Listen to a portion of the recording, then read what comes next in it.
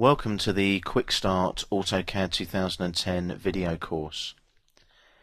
In this first video about what's new in AutoCAD 2010, we're going to discuss some of the new features available very briefly. We will then look at these in more detail as we go through the Quick Start course. When you first install AutoCAD 2010, there are three initial setup screens. I can't show you these because I've already installed AutoCAD 2010 on my laptop computer. What these initial setup screens allow me to do is they allow me to customize my workspaces and allow me, if I'm an architect, to set up an architectural workspace. If I'm an electrical engineer, they allow me to set up an electrical engineering workspace. There is also the default AutoCAD workspace available as well. These are down here on the status bar here. If I hover over 2D drafting and annotation and click here, you can see there's my workspaces there.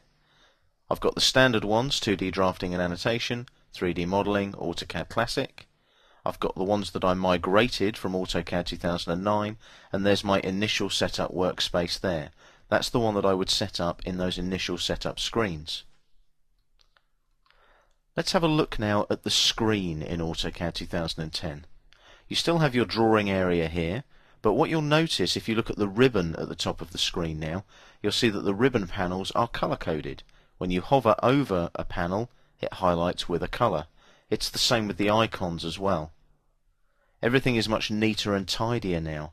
Notice the 3 rows of icons on each ribbon panel. As you can see as well, you now have the big red A in the top left corner of the screen.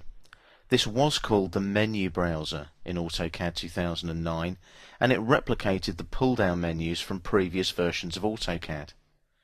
In AutoCAD 2010, it is now known as the application menu, and when you click on the arrow next to the big red A there, you'll see that it's a very different menu. It's process-driven now. So for example, if I went to Save As, it gives me the option to save as an AutoCAD drawing, a template, a DWS file, or other formats.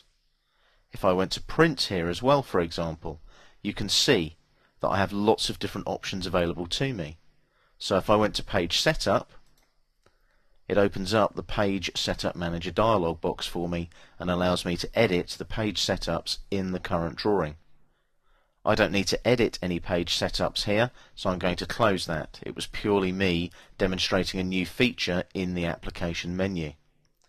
If I just click on the application menu one more time, you've also got other options here, as you can see, where you can open documents, you can look at recent documents, that's this list here, and you can also go to the options screen in AutoCAD, and you can also exit AutoCAD.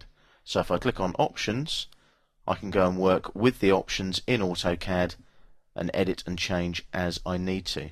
I don't need to in this case, I'm going to cancel that there.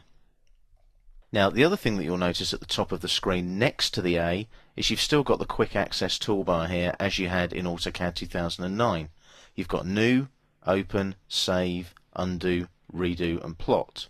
You'll also notice there's a little flyout arrow here. If I click on it now, in AutoCAD 2010 you can customize the quick access toolbar. As you can see, the ones with the ticks are the commands that are already existing on the toolbar, and as you can see there's lots of editing tools as well. We're going to cover those in more depth in the Quick Start course. This now ends the first part of what's new in AutoCAD 2010. Please now move on to part 2 of what is new in AutoCAD 2010.